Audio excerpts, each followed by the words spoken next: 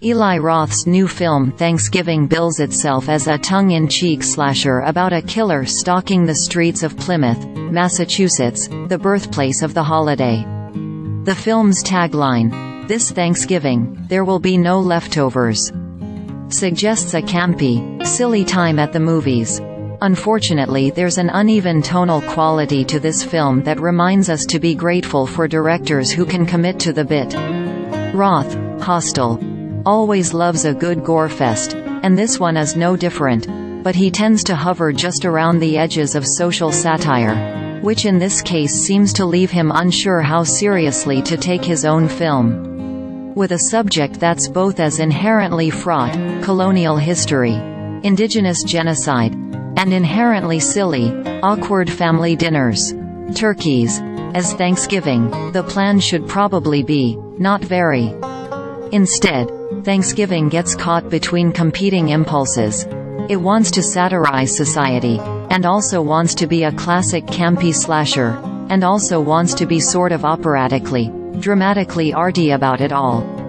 The result, although highly anticipated, finally arriving to theaters 16 years after it first entered the imaginations of horror fans everywhere, winds up seeming like a bunch of different films, through which an inexplicable Patrick Dempsey, lately People's Sexiest man, wanders dazedly like a lost crew member from another movie set.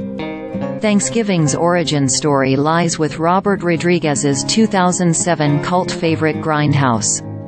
A tribute to the gory, sleazy pulp aesthetic of 70s Grindhouse cinema, Grindhouse is actually two different horror films originally released together on a double billing, as classic films of the genre often did, Rodriguez's horror comedy Planet Terror and Quentin Tarantino's revenge pastiche Death Proof.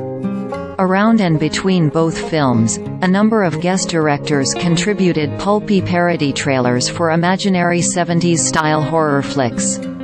These trailers were every bit as popular with fans as the full-length films, so popular, in fact, that several of them, including Rodriguez's Machete and Jason Eisener's Hobo with a Shotgun, have gone on to become full-length films in their own right. One fan favorite was Eli Roth's trailer for a fictional film called Thanksgiving that sounds pretty familiar. The original Grindhouse trailer delivers the typical vibe of a 70s exploitation film. It's packed with bloody moments, sex, and sleaze.